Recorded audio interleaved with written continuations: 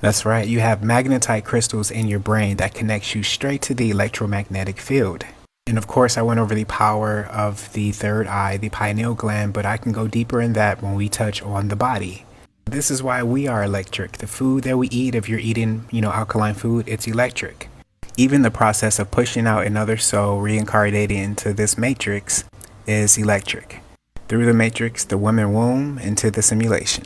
So to conclude on this point for today, the ancient civilizations that came before us, our predecessors, they all knew that we were in a closed system with a firmament above us. But for some reason, we think that the ancient civilizations were all wrong, all of them, and we're right. So all 22 civilizations here were wrong, and NASA was right. And we are indeed on a spinning ball. You see, we have been indoctrinated to believe this in a school system that conditions us to have our truths. You're tested on it over and over and over again, and you have to believe and regurgitate what they say or else you fail the grade. And in turn, you believe that you're dumb, and this becomes your truth. And you don't question it.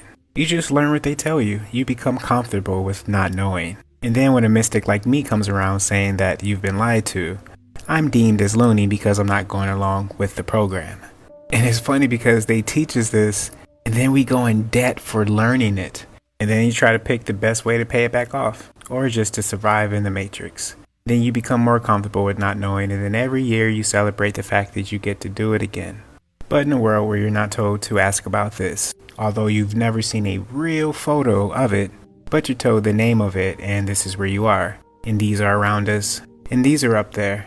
Even though they're always trying to find new ways to replace what those satellites are used for. But we've never needed them.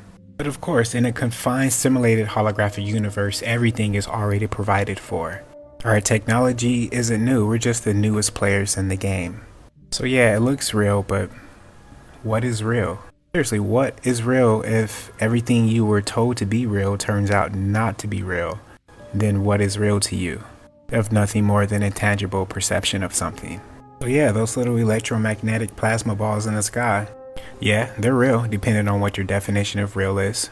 And I'll leave you with this. I was reading my goddaughter's natal chart, and I thought about if you take the zodiac wheel, known throughout all civilizations, and you take the center of it, take the center of the wheel and put it where the North Pole is, right in the middle, where Polaris is gridlocked.